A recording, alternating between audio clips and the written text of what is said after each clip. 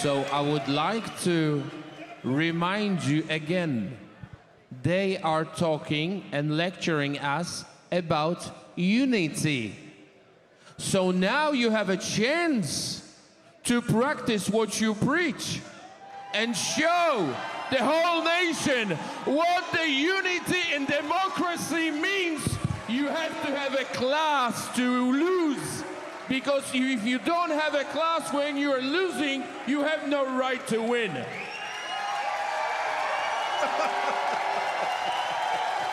PBD challenges Cenk on the state of the Democratic Party, its far-left social policies, and the direction of American politics today. Cenk doesn't hold anything back, calling out his own party's mistake and even going head-to-head with Trump's most extreme actions. If you want to see Cenk Uygur get grilled and forced to confront his own party's failures, this is it. Let's get into it.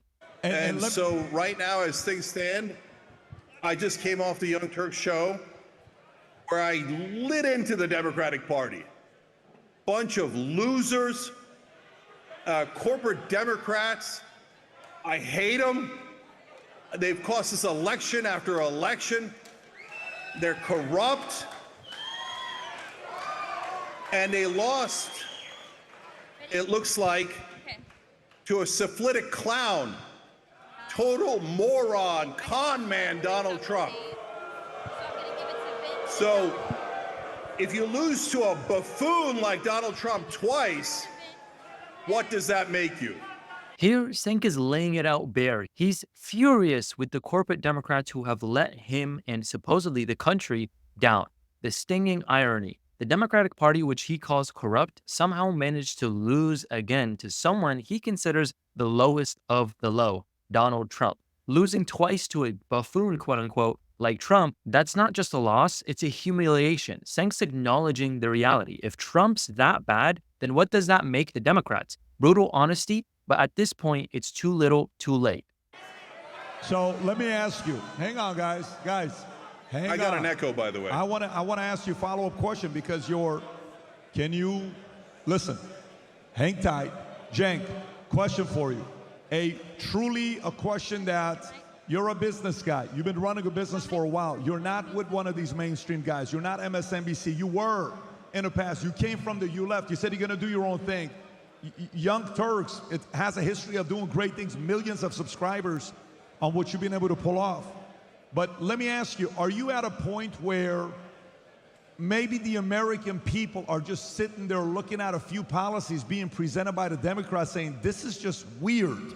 Are you at a point that you're willing to accept that some of the directions the party's gone, they're losing Democrats? Democrats are leaving the party because it just doesn't sound like the John F. Kennedy Democrats from 50, 40, 60 years ago. It's just a very weird party today. Is that where you are, or no, you're just think they have bad leaders? So it depends on which side of the policy you're talking about. So if you're saying economic policies, our economic policies are super popular. So paid family leave, which most Republicans agree with. Higher wages, most Republicans agree with. Money out of politics, most Republicans agree with. But when you talk about some of the social issues, I warned some of my leftist friends, do not go too extreme. So I believe in trans rights, but saying that trans detainees should get taxpayer-funded surgeries makes no sense, and I knew that it would be deeply unpopular. But leftists sat there and said, no, we know everything, Cenk. You've been on the air 22 years, you've got 27 million subscribers, but you don't know anything. This is going to be super popular.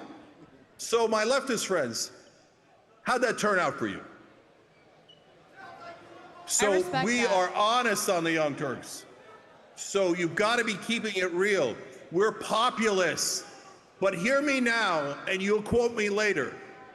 Donald Trump is a crook, and he's going to rob you guys blind. Okay, thank you very much. I do not have a question. I would rather have a comment as a member of the Parliament, European Parliament, who was called a fascist, Islamophobe. I was called all these names.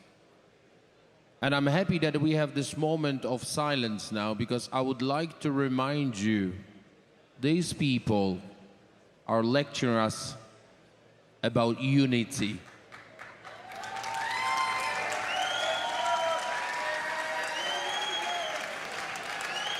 So I would like to remind you again, they are talking and lecturing us about unity.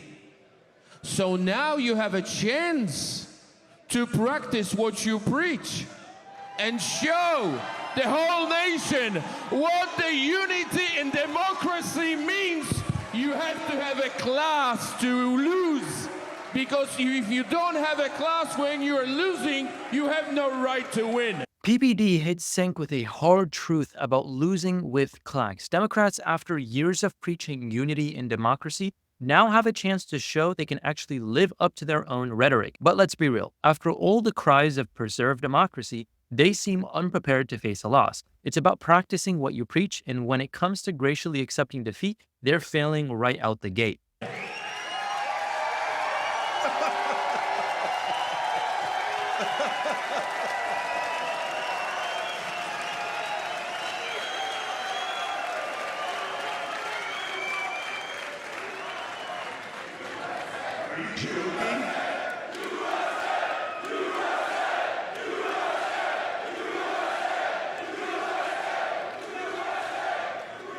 Cenk, go for it. Go ahead, Cenk.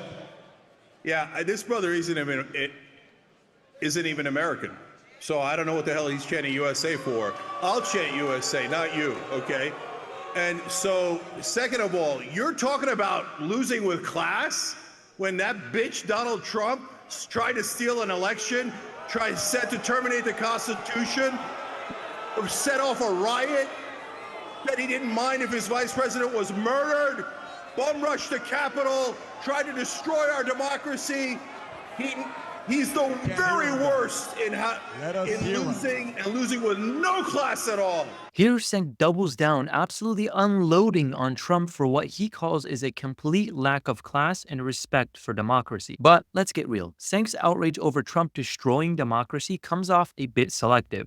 Where was the same energy when his own party's tactics pushed the boundaries of decency and accountability? Cenk admits the Democrats messed up, but it's almost like he's trying to point fingers everywhere else rather than fully owning his own side's failure. Here I am telling you that I think the Democratic Party did it wrong. I think they ran a wrong campaign. They're relying on the donors. They've got the wrong strategy.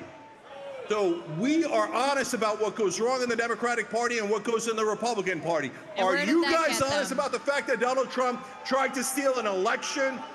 He's got no class at all.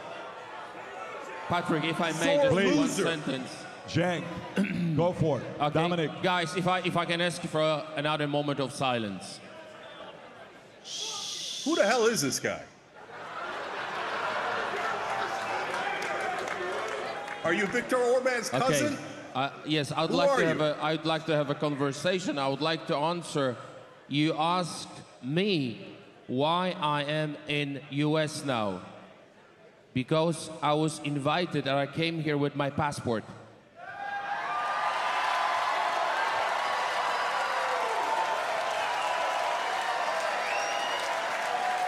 So I was invited, Patrick invited me as a politician to come to US because as a European, as a Polish, I do recognize US as a leader of the free world, and I pay my respect to this country. Good.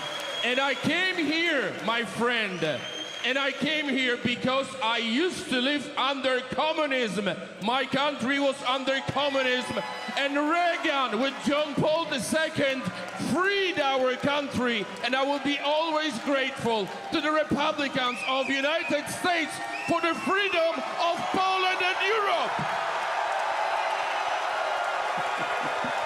And my presence here in America is my way to pay respect to those who freed the world from the communism.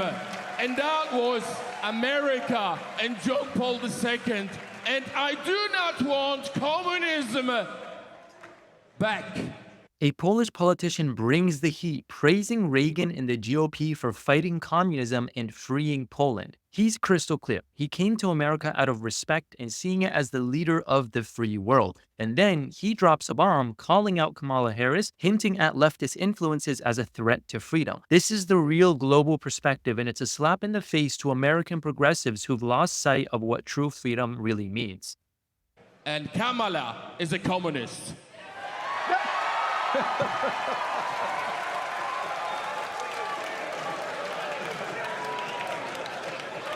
Kamala Harris is a corporatist. She's furthest thing from communist. Her problem is the exact opposite. She'll do anything for a corporate donor, which, by the way, she shares with Donald Trump. And by the way, I came here and my family came here because we love America. And I'm always going to fight for America.